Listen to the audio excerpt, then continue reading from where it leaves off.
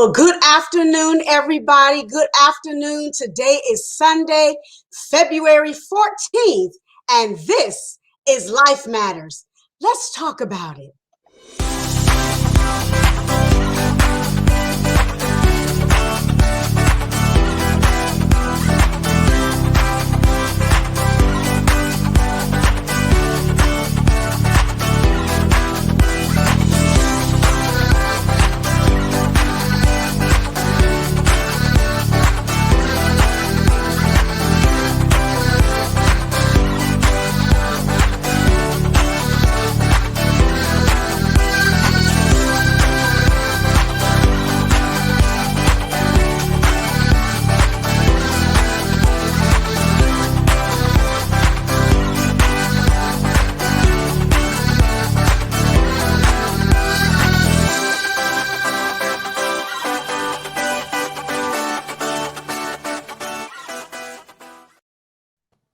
Well, good afternoon, everybody. Good afternoon, everybody. Thank you for joining me today. I am your host, Michele Johnson, and this is Life Matters with Michele. You know, this is the platform that we use each and every week to talk about those issues, those things that matter in the life of the African American community. And I want to remind you, if you have your comments, if you have questions, please, ma'am, please, sir, don't forget to drop them in the chat box so that we can fill them and answer them at our leisure. I want to thank my wonderful husband, yes, Shaun P. Johnson Sr., who is joining me today. And we are talking about the second time around, love and remarriage. The second time around, love and remarriage. Say hello to everybody, honey.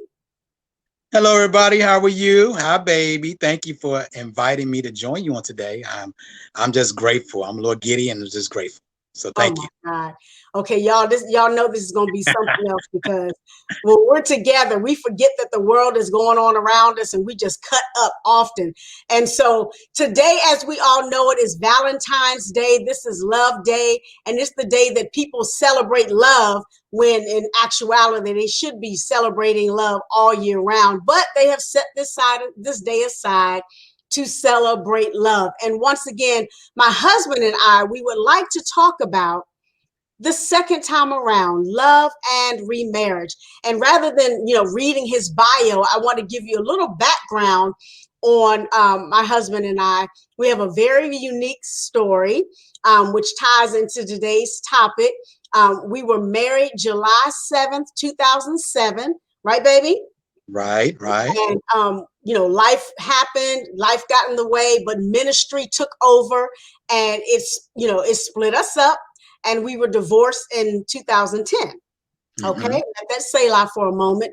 But then after 10 years, the Lord reunited us and we got remarried on the same day that we were divorced 10 years ago. I didn't realize that until I went to get the marriage certificate. And I called him. I said, babe, do you realize we're getting remarried on the same day that we were divorced 10 years ago? And so it was amazing. We got divorced on February 22nd, 2010 and remarried on February 22nd, 2020. Isn't God good?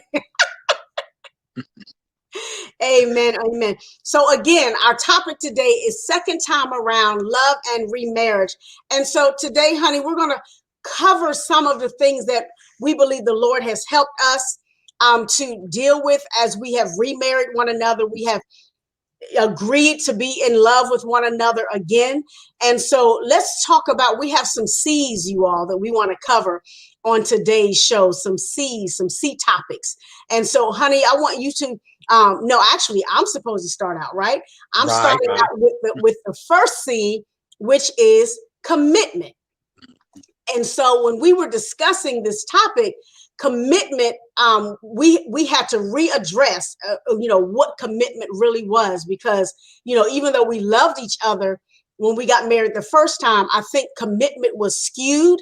And I know in my mind, babe, it was skewed because I was thinking, contract. And so today we want to share that commitment is not contract. So commitment versus contract. So I will talk about the contract and the covenant, and honey, you can chime in. So we got remarried, and so now 10 years later, almost 11 years later, next week we'll be remarried a year. And so right. And so the commitment part is that I had to learn what commitment meant because I had never seen what marriage commitment meant in my family. I saw divorce after divorce. My mother had been divorced multiple times. My father, I just saw divorce all the time. So commitment didn't have a lot of weight to me. And so I always heard people say marriage is a contract, marriage is a contract. But over those 10 years of me having to listen to God and, go to conferences and all of these things, preparing myself to be a wife, I learned that there was a difference between commitment and contract, Yes. commitment and covenant and contract. And so a contract, as we both know, can be broken. Right. At the leisure of whomever. One person or both people can break the contract. And that's essentially what we did. We broke the contract and we got divorced. But what I've learned down through the years, even up until us getting remarried, was that covenant is forever. Covenant is established on God's word. Covenant is established on God's purpose for marriage. And so commitment has become at the forefront, has come to the forefront of our remarriage, because now I have a better understanding of what commitment is. Commitment has nothing to do with contract and has everything to do with covenant. What do you have to say about that? You're absolutely right, babe. When I look back, the first time we got married, we put ministry before the marriage. Yeah. It was contractual. Yeah. This time we're putting marriage before the ministry. Yes. We're still doing ministry together. We're still doing a whole lot of things that we've done. The difference is we've matured. Yes. So we've matured from having a contractual mindset to having a covenant mindset, a commitment, that we really cherish. Like you said, we put at the forefront this time. And it's so much different the second time around because, we just have that commitment to God. Like Right. we're our relationship with God is solid.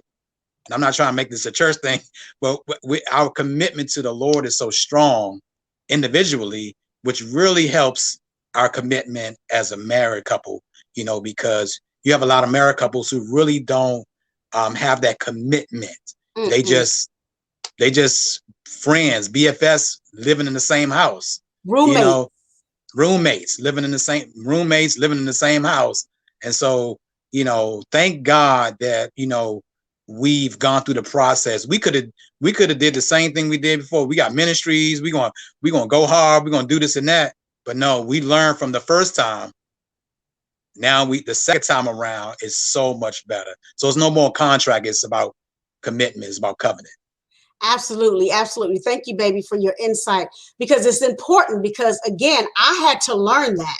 I mean, I never heard covenant in terms of, marriage. And you and I, when we were married the first time, we didn't talk about covenant. We talked about, we're married to each other, but we did not hone in on the covenant aspect. And we didn't have a lot of people around us who supported us to help us to lean into what commitment meant. And so it was easy for us to break the contractual agreement as opposed to leaning into God's covenantal agreement or covenant, wherein, no matter what, you got to stick it out and you got to stick it through. And so I'm so glad that we have learned down through these years that there is certainly a difference between covenant and contract. And for those of us who are just joining us, I am talking today, my husband and I are sharing today about love the second time around, love and remarriage. We were married and divorced 10 years ago, almost 11 years ago, and we have remarried one another. We're having our first anniversary come up next week on February 22nd. And so we are talking about some of the C's of marriage.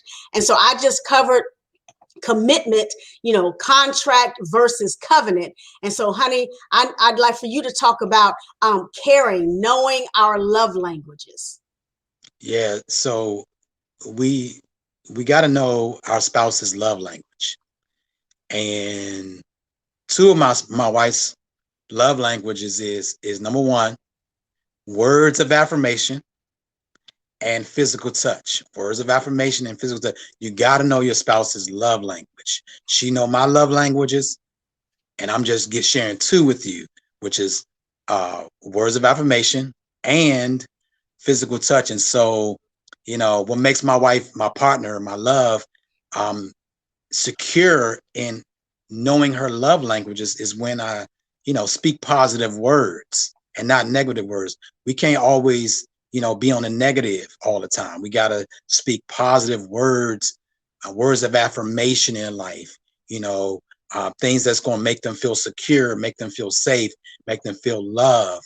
One thing that we do all the time, and one thing, what I do is I tell my wife I love her. I don't care how many times a day you tell her you love her. You just say, she wants to hear that. She wants to hear that you say you love her, that you care about her, that you love, our relationship. You just give these words of affirmation, and every day, it's a process. Every day we have to realize that, we're sharing our love. We're sharing everything that we do together. And then, sometimes you have to realize that you not only care for on the outside, but you're sharing your heart, sharing what's on the inside. And so you care about her spirit, you care about her soul, you care about her success, you care about her body. You care about her, because the Bible says that we have to love our wives as Christ loved the church, and he gave himself for it. And so Christ, he gave his life, he gave himself. That's love. And so as men, we have to do the same thing for our wives, because they're precious. They are fragile. They are, delicate creatures, and don't worry about what the deposit you make. Don't worry about getting back what you deposit. Just keep sharing, keep deposit. Because one day, like, I don't look for stuff. I anticipate it, yeah. But when my wife, she does stuff for me, I love it. She can just give me a pair of socks, and I'm like, yay! This, because huh? No, I wanted to, I didn't want to cut you off, but I wanted to right. add something to what you were saying, because when you were talking about the love languages, I actually have another one that even supersedes the what did you say, the words of affirmation. Now, the words of affirmation are important because he knows, and a lot of people know that 23 years, 24 years ago, I was an abused wife, and so my husband Shaun knows what to say and how to say it. And that word of affirmation is not always just fluffy stuff. You're cute, you're this, you're sexy, you're that. But it's his tenderness. It's the way he says things. Even if it's something he doesn't like, it's the way he says it that it lands in the right place in my spirit. But the other love language that he left out, this is one of his as well. And I think we have the same ones, babe, because we both like physical touch. We both like words of affirmation. But the other one we like is quality time. Yes. We just enjoy each other. We've been quarantined together. Our desks are side by side. He's on the phone, I'm on the phone, I'm in a meeting, he's in a meeting. One of us has to put on headphones or whatever, but we like each other. So we don't mind being cooped up in the house with each other all day, day in and day out. So that quality time is vital, in that caring aspect. Yeah. You know what? I look at any relationship should be like a cake. You got the foundation. You have in order to have a beautiful cake, to make a beautiful cake, you have to have all the ingredients. You have to have the right ingredients too. You have to put that stuff all in to make a beautiful cake. But guess what? Words of affirmation is the icing on the cake. And words of affirmation will invite or bring in physical touch. Because if you keep sharing, you can say, I told my wife before we get on broadcast, I was going to put my Barry White on, my sexy on it and talk like this. She was like, no, you don't. That's for me. That's for tonight. That's for tonight. And she do her hand like this and stuff. When she do like this, then I already know just to shut it down. but words of affirmation brings physical touch. And that physical touch is so important. And that doesn't always lead to sex. Let me No. say it again. It Making doesn't love. Making love. right or making love. We say making love, but a lot of people say haven't said. No, physical touch is intimate. Is letting your partner know that you're there for them. When my wife and I, we do this thing where we go like this to each other, and that lets us know that we need a hug. She need a hug, or I need a hug. Sometimes we dance in the house, we laugh. We won't get to that part, but when we do like this, that lets us know we hug. We pat each other on the butt. You do whatever it takes. Whatever it takes. It's just not about commitment and having covenant, but you got to care for one another. Yeah. You got to be one. If your wife is sick, look out for her. I go all out, baby. You okay? Even though she's G.I. Jane, I told her two things. I don't want to see Andrea, and I don't want to see Master Sarge. But I still want to care for her. I want to let her know that I'm there for her, and that it's just not about a physical thing, but it's also emotional thing. It's an intimacy that I want to share with her, and I want her to make her feel good. I want to make her feel right, because sometimes we can neglect our spouses. Yeah. And I'm encouraging you, husbands and wives, do not neglect your spouse. Neglecting to touch your spouse, neglecting to care for your spouse, it leads to having a destructive relationship. Trust me, we both know. Yeah. And so, and if I can tag on to that, the intimacy part, people do get it confused with it ended in, sexual intercourse or lovemaking, but it doesn't have to be that way. My husband and our intimacy, we can have conversations until 12:30 in the morning. Yes. He'll just knowing we got to get up and go to work. He'll start a conversation and we'll just sit up and talk.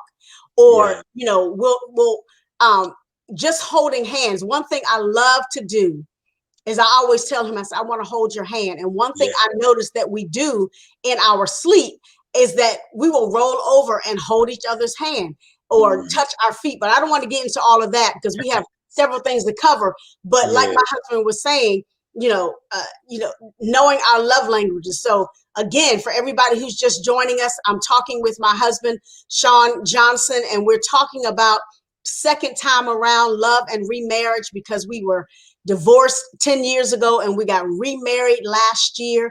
And so we are now talking about what God has taught us while we were apart and how we are utilizing that to freshen our marriage and to keep it on the rise and to help other couples out there. So I've already talked about commitment, which is, covenant versus contract. My husband just talked about caring, knowing our love languages. So my husband and I, we have the exact same love languages, which is physical touch, words of affirmation, and quality time.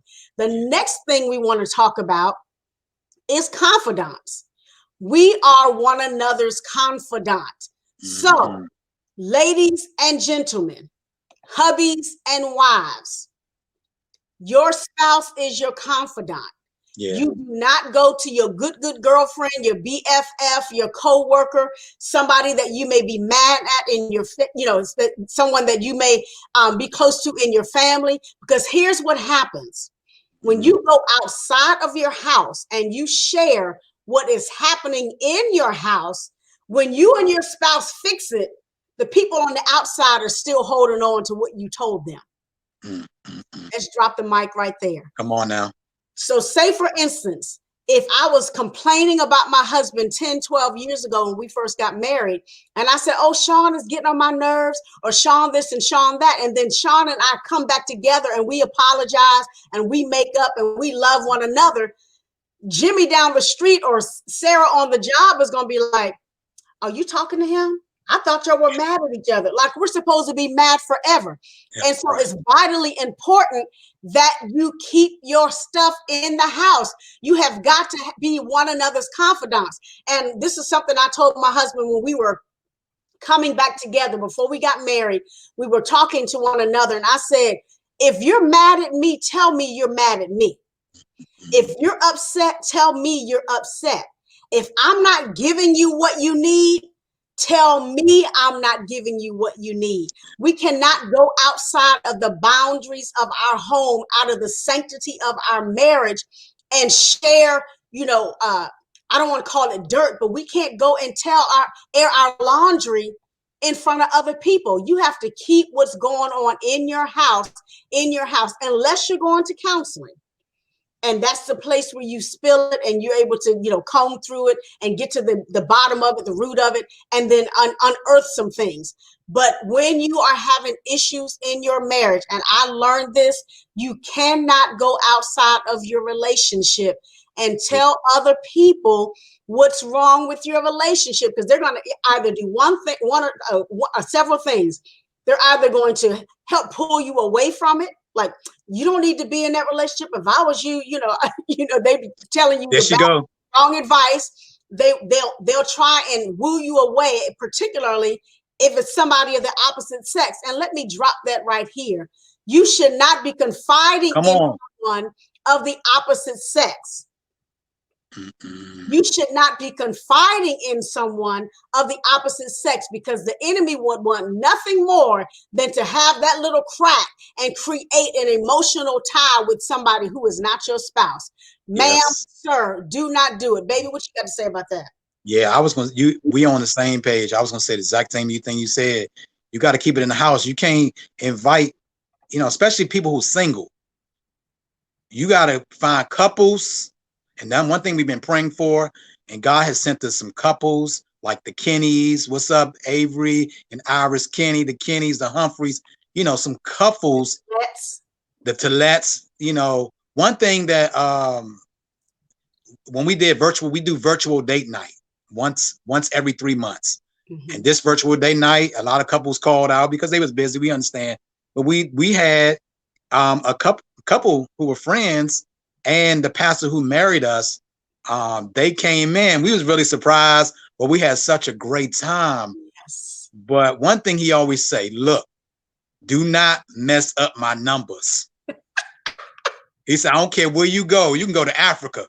Don't mess up my numbers. And we was like, we are not going to mess up numbers. And the reason why he tells us that and we take that in to heart is because we are so determined to do whatever it takes to make sure that we keep it in the house. Yes. I'm a very private person. Yes. I don't like putting my stuff on social. Stop putting your business out on social media. Let me let that say lie. Let me stop putting your personal business about your marriage. People know that you mad at your spouse when you preach. People know that you mad at your spouse when you talking about them, you do a post. They can read into that. Yeah. Or if you give them an inch, they'll take a mile.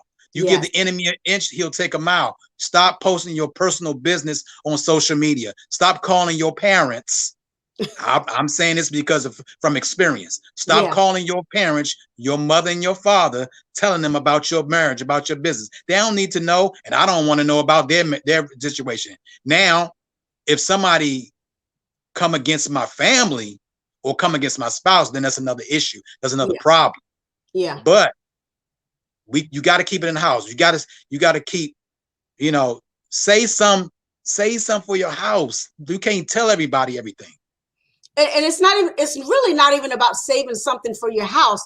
It's about protecting your marriage. Yeah. Because if you start leaking, what's happening in your house, no matter how, minor it may be, people will run with it. And then you will be part of the rumor mill. And once you all have reconciled in your house after 2 hours of being upset or whatever, they've gone and proliferated or spread your information. And by the time it gets back to you, y'all done broke up and somebody had, and watch, and it's a lie by the time it watch this, babe. Watch this, babe. It's like people are waiting for you. Yeah. They ain't gonna work.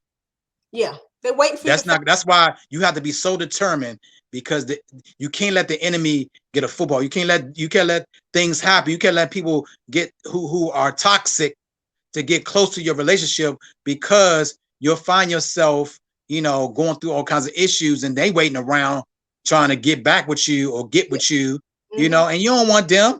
No. You pick the spouse that you with. You said that this is the one that God sent me. This is my soulmate. The whole nine. That's a whole nother topic right there, babe. We're not even going to. You just got to do what you got to do. Be confident in each other, but also be confidants and Yes. work it out. Keep it in the house. Keep So it in the once house. again, we are talking. It's me and my husband, Shaun Johnson. We are talking about second time around, love and remarriage. So we talked about commitment, contract versus covenant. We talked about caring, knowing our love language. We just covered confidants, keeping it all in the house. And now we're going to talk about compromise, loving beyond our differences, because we are not clones of each other. Uh-oh. We're not. We are not clones of each other. We're two different people with Yep. two different mindsets, and we have our own goals, but we are one. And my wife, we have this, when we got married, we have this 3-strand cord. It's different colors, and each one means something. And whenever we get in a pickle, whenever we have some differences or whatever, what we do, we touch that cord and we remember the commitment. Remember that, it's about compromise. And so, in your marriage, you have to love beyond your differences. And so to have a successful marriage, it's a give and take thing. Yeah. It's a give and take thing. So we must communicate our needs clearly. Communicate your needs clearly, right, babe? It is no longer I, but it's we. Amen. We replace the I's for the us. I know I'm talking. Yeah. Listen, without interrupting or interjecting. And I had to learn this the hard way. Look, men, husbands, I'm still learning. I had to catch myself because sometimes my wife wants me to listen without a response. Sometimes you just want to vent. Sometimes you just want to share her heart. Women are different creatures from men. And we have to understand that, we have to be good listeners. Amen. We have to be good listeners. Sometimes, my wife, she just want to vent to me. And she just don't want to respond. She just want me to listen.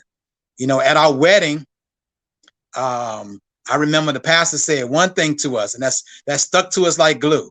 Not only we have the 3-strand cord, but what did he say, babe? Hashtag work it out. Hashtag work it out. Somebody ought to put that in the post, put that in the chat and comment, hashtag work it out. Work it out. Amen. So we must learn how to have healthy disagreements, resolve conflicts, check your attitudes at the door. Check your actions at the door, right, babe? And some of us need, I'm sorry to cut you off. Some of us need marriage tune-ups. Yeah. Fix them flats. Change that oil. Align yourself. Align your lives up so you can drive and continue to move forward. Don't let the road bumps, the speed bumps, life's hurdles cause you to be stuck and at a standstill in your marriage, and you don't even know which way to go. You don't know to go left or right. You at a dead end. You don't know what to do. And some people, they divorce over the stupid things. Yes. And let me put jump in here because we have 4 more to go. When we talk about compromise, and this is something, and compromise beyond your difference. Compromise, I mean, loving beyond your differences. Now, when we first got married, I was like, ooh, goo goo gaga, goo goo gaga. I watched everything my husband watched. I did everything that he did. And then I came to realize I don't really like them kind of movies.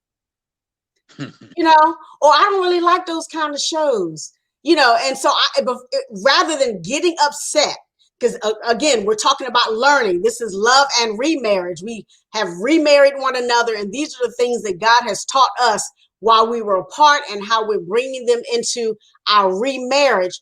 And so compromise, loving beyond differences. I had to tell him one day, I said, babe, you know what? I have to be honest. I really don't like those kind of movies. Yeah. Or I have to be honest, I just don't like those kind of shows. And so we had to love beyond our differences. Yes, I love, laying on the couch with him, watching, shows and movies and stuff like that.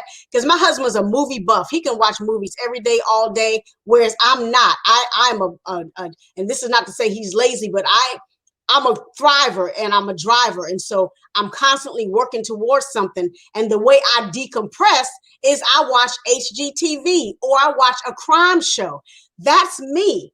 And so rather than me getting upset with saying, why he always got me watching these movies? These, like one of them, I was like, babe, this is dumb. I really don't want to watch this movie. Rather than getting upset in my spirit and carrying that throughout the day, I just had to fess up and say, babe, I love you, but I just don't like these kind of movies. I don't want to watch them. And so now he understands and he'll say, babe, I'm getting ready to watch this movie. And then he'll give me a snippet of what it is. He said, you want to watch it? I was like, mm-mm. I say enjoy. And we don't get mad because we have to be in separate rooms watching separate things or doing separate things. We have to compromise and love beyond our differences because we're not supposed to be exactly the same. I'm not a clone of him. He's not a clone of me. And it's okay to like different things.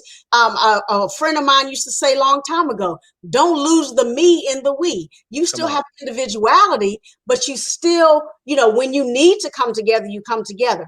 Compromise is vital in this hour. Look, babe, I'm about to say, Pastor, babe, men, look, we're not always right. The woman is right. The woman is our rib, and she knows. Well, y'all know too sometimes. So right, she knows, and she sees things, and she knows things.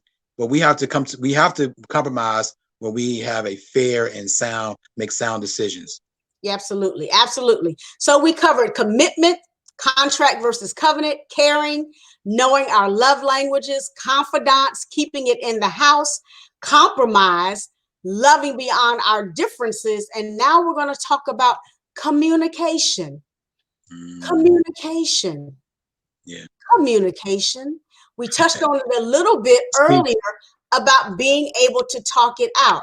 And before we even, we have to understand tone. We have to understand how we say it. You can say what you need to say. You can say how you feel, but how are you saying it? And how is it landing in the heart of your spouse? How is it landing in their spirit? If what you said is going to cause a gruff, you need to back up and say, babe, you know what? Can I say that again? Let me rephrase that. And that's something that we are learning in our conversations, like, just giving an example, not throwing you under the bus. Like, every now and then, every blue moon, I'll say something to my husband. He'll have a little edge to, and I'll look at him. I say, just like this. He said, oh, let me fix that. I don't even have to say anything. I'll just look at him like, and he'll fix it. And so communication is important. So it's not the fact that you can't say how you feel. It's not the fact that you can't, express that your feelings are hurt or that what your spouse did was not the wise thing to do in this hour or this season or with your finances. It's all in how you package it. It's all in how you lay it in their heart for them to be receptive. And so we have to learn how to talk it out. Even as my husband just said, conflict is part of the game. But how do you rebound from conflict? Mm-hmm. What do you do with that? Yeah, right? you have to, if you need a timeout, take a timeout. Yeah. Don't take too much of a longer timeout, and just come back to each other and talk it out. Somebody listen, somebody talk. Yeah. Healthy conflict resolution. Absolutely. And one thing we do not do, and we've always been like this. My husband and I have always been like this. I do not argue. He does not argue. And so if we find ourselves getting a little tense, and it's nothing really major, but we've been in the house with each other for a year. And we like each other.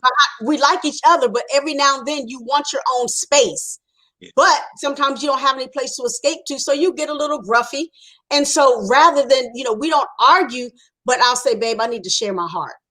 I got to share my heart, and he'll know to prepare himself for whatever it is I have to say, so he doesn't get on the defense, so he doesn't find himself going in the back, putting his earphones on, watching a movie and shutting me out and the world. No, I say, babe, do you mind if I can I mention something, or do you mind if I share something about what just happened? And it's all in the way that we communicate it out. And again, ladies, that nonverbal communication, the Mm. rolling of the eyes, Come on now. the pouting of your lips, and this was gonna really make y'all mad. Holding out on sex, that is communication. And when you don't give your husband what he needs physically, you are communicating to him that you don't desire him, that you don't want him, that you would much rather be by yourself, and that what he has to offer is not good enough. So your communication even extends into your physical realm. Mm. You saying something? I hear crickets, all across the airwaves. I hear crickets because, ladies, our nonverbal communication resounds just as loud as when we're yapping off at the mouth. The Bible talks about, rather being on the rooftop than being in the house with a cantankerous, mouthy woman. We have to watch our mouths. Mm-hmm. Our husbands are not our children. We don't chastise them every opportunity we get. We have to talk it out. We have to share with them our heart and put it in a posture where he can receive it and then he can respond, And not babe, react. Not babe, react, right, babe? right. And I like what you said. You're not our parent. You're not our teacher. Sometimes you can't teach, but and age is nothing but a number. Yeah. My wife is 55. I'm 48. Shh. 7 years difference. She robbing the cradle. I'm robbing the cradle. But know what? Look, we always like that. We've been friends for how long? Gosh, it's the 90s. For years. There's too many years to count. We've been friends for so long. Over 30 years. But to God be the glory. And the thing is that we like each other. We love each other. We have great communication. And like you said, when we get those times where we feel gruffy or a little on edge, then we come to each other. And you know what? It comes natural. It don't catch us off guard. Yeah. Where we shut each other out, or she shut me out, I'm shutting her out. It just it comes natural.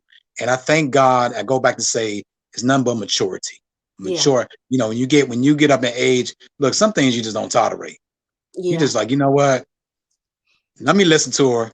Let's communicate. Let's get this thing. And sometimes men just want it to be over with. But sometimes it's not even worth it. Yeah, it's not worth it. We have a conversation and I tell him, I said, babe, don't sweat the small stuff. Where is this going to get us in the grand scheme of things? Is it something that's going to affect our marriage negatively? Is it something that's going to move us forward? So we have to weigh those things. And as a counselor, I talk like a counselor even in my marriage. And I tell him, I say, well, babe, let's comb through it. Let's see what this really looks like. And then we sit and we talk about it. So, again, we're talking about, love the second time around, love and remarriage. So we remarried each other. And I'm just putting that out in case people are coming into the show late. And so we remarried one another after 10 years of being divorced. And so now we're learning things. And like you just said, babe, we have matured. We have grown up. And so our thought processes are different. And so we've been covering the second time around, love and remarriage. We've talked about commitment, meaning contract versus covenant. We've talked about caring, knowing and understanding one another's love language. We talked about being confidants, keeping what's in your house. Don't share it with everybody. We talked about compromise, loving beyond our differences. We're not clones of each other. We're going to not like the same things all the time, and it's okay. And then we just talked about communication, learning how to talk it out, learning how to say, I'm sorry, learning how to say, you know what, my bad, you got this one, or leaning into the other person and giving them the opportunity to have the bat this time. You know what I mean? And so the next thing we want to talk about is connection. Take it away, baby. Yeah, as it relates to connection, we must laugh often. Laughter is like medicine. Yes. And I love making my wife laugh because I love seeing her smile. There's not a day go by. She tell other people too. She tell mama, her sisters, everybody, that there's not a day go by that we're not laughing about something.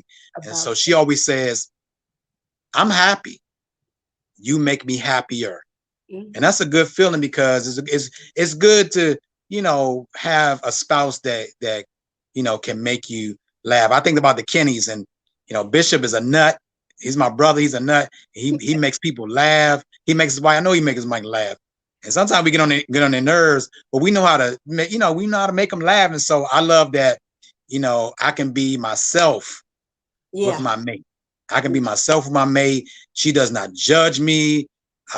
She does look at me like I'm crazy when I do certain things. But when I make her laugh, she says, "Yeah, you crazy." Yeah. But And see, so we love watching this comedian named Shula King on YouTube. If you haven't watched Shula King on YouTube, we're getting a shout out to Shula King because we watch his videos. We are big fans, and it's like good, clean, fun comedy. We put it on and we get our laugh on. It's like a gut busting laughter. We can be in the bed, like she mentioned earlier. We can be in the bed and I pass gas. oh, sir, say something for Jesus. Say something for Jesus. and she is gut busting laughing. We're gut busting laughing in the room. So it's the little things that the Oh, little thoughts, the jokes, that makes us laugh. And so we must understand that we have to make each other laugh. We have to have a sense of humor. It can't always be tight all the time, and a lot of couples in this pandemic are just, not at peace. yeah. They don't have that joy anymore. They lost their joy, and you need to get your joy back. What did it take to get you married? What did it take to keep you a year, 5 years, 10 years, 15 years on around? Our joking must be suitable for the moment. Yeah, for the moment, and you are so right. I promise y'all, laughter is on overload in our house because he is stupid, and I don't mean that in a stupid way, but we laugh all the time. And people are like, well, how are y'all doing? You've been quarantined, working together side by side. Like he said, we get up and we dance. We'll put on line dancing, or if there's gospel music on, or he'll put a shout song on. We just find things to entertain each other, because if you can't be friends, being lovers is going to fleet, because you don't you love each other, but that in love thing is not there every day. You have to learn how to laugh past the dumb thing. You have to learn how to laugh past, you didn't use wisdom in that. You have to learn how to laugh past all of the things that happen in life, and you have to laugh about it, because when you don't learn to laugh about it, then you start to get bitter. And when you become embittered, then you don't treat your spouse like they're supposed to be like they're supposed to be treated. And so it's very important that you learn how to laugh. Somebody put in the comments, do we counsel couples? Absolutely. We do Absolutely. counsel couples. So if you want to reach out to us, I'll put my contact information at the end. But yes, we counsel couples, and there are those naysayers who were like, well, how can you counsel people and y'all were married and remarried and divorced? Exactly, that's why. Experience. We learned our lesson. We understood what not to do again. We understand, how, all of these things that we're going through. So once again, today we're talking about, second time around, love and remarriage. And so we've talked about the commitment, the contract versus the covenant. I know y'all keep repeating this because people are coming in late. We talked about the caring, knowing one another's love language. Don't guess at it, because they're not going to respond and you're going to be upset. You're like, she didn't respond to my flowers. She don't like flowers. Why are you buying her flowers? My husband knows, don't buy me flowers. I know she don't like flowers, so I don't get her flowers. I was like, why? I don't save your money. She'll receive flowers, but I from don't like people, flowers. but it's really for me. Yeah. Like she got this basket for her birthday, and it was only like one thing you could eat, but I ate all the rest of the stuff, so it's for both of us. So you have to know, the caring. You got to know one another's love language, confidants. You got to keep your business in your house, Compromise, learning to love beyond your differences. You are not twins. You are not Siamese twins. You didn't come out the same mold. Communication, learn how to talk it out. And then we just did connection, learning to laugh often. And the next one, we have two more. The next one is date your mate. Come on. Companionship. Like my husband said, we every 3 months we do date night, virtual date night.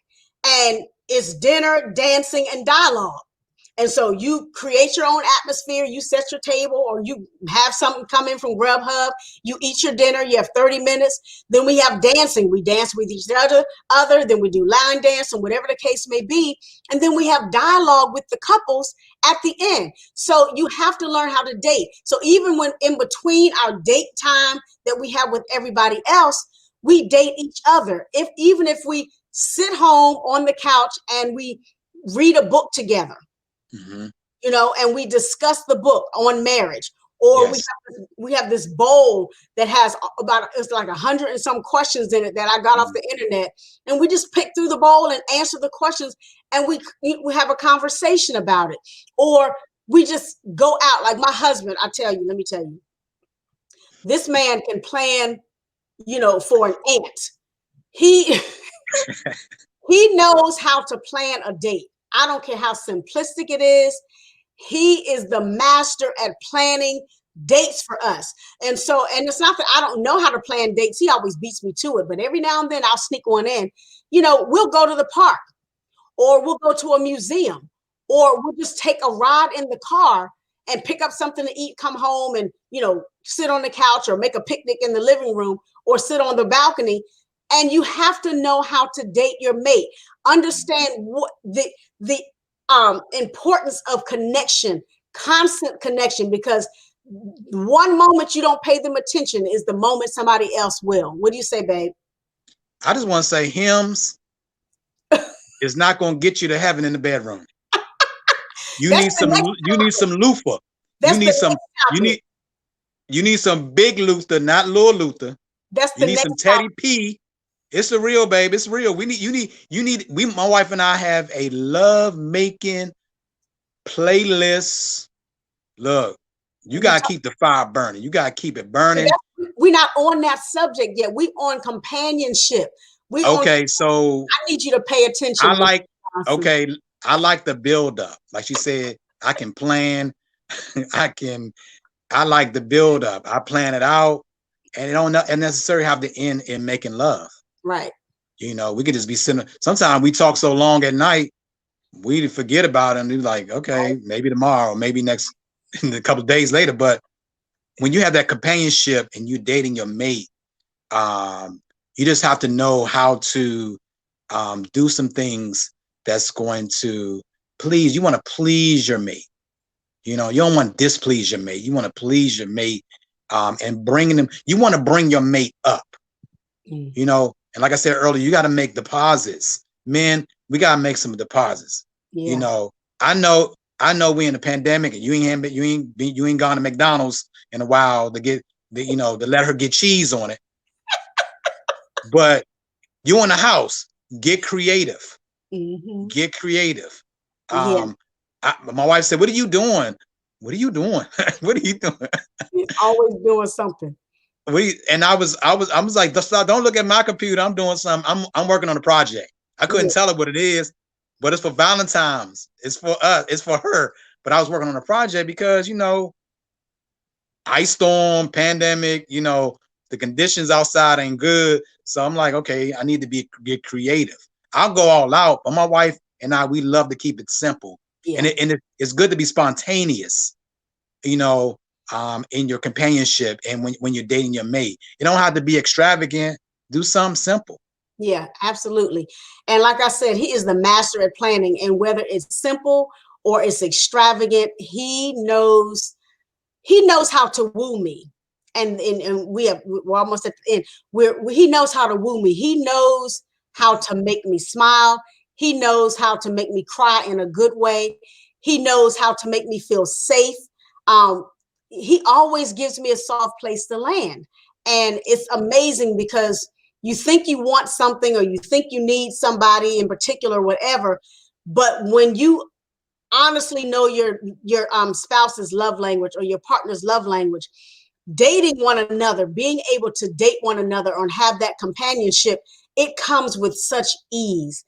Sometimes, let me tell, and we're going to move on. My husband dates me like this, outside of the regular stuff. I can wake up in the morning to the smell of food. And what has he done, ladies? What has he done, men? He has done food prep for me for the whole week. Not the day, the whole week, or even sometimes beyond the whole week, because I can't eat as much as I used to. So he makes all of my meals and plans them out for me in a beautiful way. So he dates me even and stuff like that. He gets up at 4:30 in the morning, does his prayer time, all that. But I never know what I'm going to wake up to, because he knows how to date me. All right. So we have 9 minutes left. We have one more topic to cover. Once again, I am sharing Valentine's Day today with my husband, Shaun Johnson. We are talking about second time around, love and remarriage. We were married and divorced 10 years ago, got remarried last year.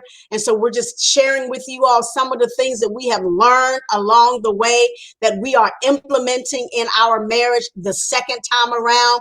So once again, commitment, contract versus covenant, caring, knowing and understanding your love, your spouse's love language, confidants, keep your business in your own house, stop sharing it with everybody, compromise, loving beyond your differences, communication, learn how to talk it out. Even when you don't really say anything, you're saying something. Connection, laugh often. Companionship, learn how to date your mate. And lastly, honey, you got this one, chemistry, keep the fire burning. Yeah, I jumped the gun, the last one. But again, I say, get you some big loofah, not little loofah, in your playlist, some Teddy P, some Jodeci, in your look. We still saved, but you gotta keep it sensual. Well, Hebrews said the bed is undefiled, so it's undefiled, right? And so, babe, I just want to say before you and everybody else, I truly love you, and I love our chemistry. But this is the thing, I'm about to bust somebody's bubble. Chemistry has zero to do with long-term success in your marriage. Zero. A couple can be compatible and have no chemistry. Chemistry and no compatibility. Yeah. So chemistry can be developed and deepened as the couple matures. So even though we have chemistry, babe, our chemistry is being developed and deepened. And how you develop and deepen? By doing things you need to do, by strengthening your marriage. Like you said, by us reading books every Wednesday. We just read the Kingdom Marriage by Tony Evans. Wonderful book. I recommend Kingdom Marriage. It totally blessed our lives. And we're doing things that's going to help us to enhance our marriage. Amen. And so when we remarried, we realized that we weren't mature. We had chemistry, chemistry all day long, but we really wasn't as compatible as we thought we were. We were friends, but we were. We're talking about, right? The first time around, right? This time around, the chemistry's off the chart, compatibility also off the chart, is off the chain, and we absolutely love it, and we are drawn to each other. Amen. You have to be drawn to one another. You have to, get rid of any bad chemistry that you have and look to God to release that good chemistry that you need, that's going to hold you all together. Again, I say it's not the long-term success in marriage, but you have to eventually let that bad chemistry die out. If you got some bad chemistry in your marriage, you have to refocus, rethink, what are we doing? What do we need to do to have a better marriage, to have a successful marriage? And it's all about, and again, chemistry is not all about the physical, like making love. It helps, but you have to find ways, look into each other's eyes, hold each other's hands, feel each other's heart. Yeah. Hug each other. just hold each other, feel that chemistry building and developing and deepening. I'm going deeper and deeper. I feel it. We might have shut down a little early, baby. We might have shut down 5 minutes early. Go ahead, take it over. No. Yes, absolutely. So chemistry is important, but chemistry is like a catalyst to everything else. Yeah. And so chemistry is that glue. Chemistry keeps you as confidence. Chemistry keeps you caring. Chemistry keeps the commitment. So chemistry is kind of like in the mix of the whole bowl. You can't have anything else without the chemistry. And so one thing, ladies, I just want to, men too, I have this girly drawer. Amen. Sometimes, we forget and just don't even think about the girly drawer. But sometimes you got to lay something on the bed. What you say? Okay. Just lay it on the bed. You don't have to say anything. Just, you can lay it on the bed at 12 noon and he'll know that later on, or maybe in that hour, take an early lunch break. He'll know. Or men, if you know where the girly drawer is, you pick out what you want her to wear and she'll put on for you. She'll put on. But anyway, so we could talk about this for hours, but I just want to thank you, babe, for coming on and sharing with us, and everybody who has joined us once again. I'm talking and sharing with my husband this Valentine's Day, my husband, Shaun Johnson. We have been talking about second time around, love and remarriage.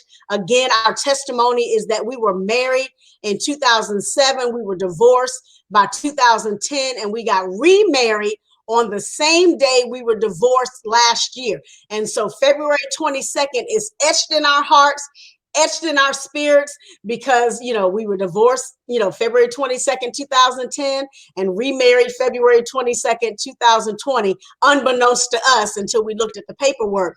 But we just wanted to share with you all some of the things that God has given us and that he has, matured us in while we were away from one another. And now we are implementing them. We are bringing them to light in our own marriage. We are bringing them to light in this remarriage experience. And so once again, what we've learned and what we're implementing is commitment, contract versus covenant, caring, knowing one another's love language, confidants, keeping your business in the house, compromise, loving beyond our differences, communication, talk it out, connection, laugh often, companionship, learn how to date your mate, and chemistry, keeping the fire burning. This has been a learning experience for us. It's a learning experience for those that we connect with, those that we counsel. And you can catch the replay on Life Matters with Michele TV official on YouTube. And that's where you can find all of my shows. Once again, on YouTube, on Life Matters with Michele TV official. You can also listen to this broadcast on Fridays at 4:00 p.m. on sensationalsoundsradio.net. You can find me anywhere. If you need to reach out to me, by all means, ma'am and sir, you can go to my website at www.im-mij.com. And I'm looking for guests. And for August, I'm all full up until August. So if you're looking to be on the show, please, ma'am, please, sir, look out for me on www.im-mij.com. Thank you once again, baby, for joining me on this wonderful show, Life Matters with Michele, where we talk about what matters to you, and to you. Thank you once again for joining us on Life Matters with Michele. We will talk to you again on next week. Goodbye. God bless. Happy Love Day.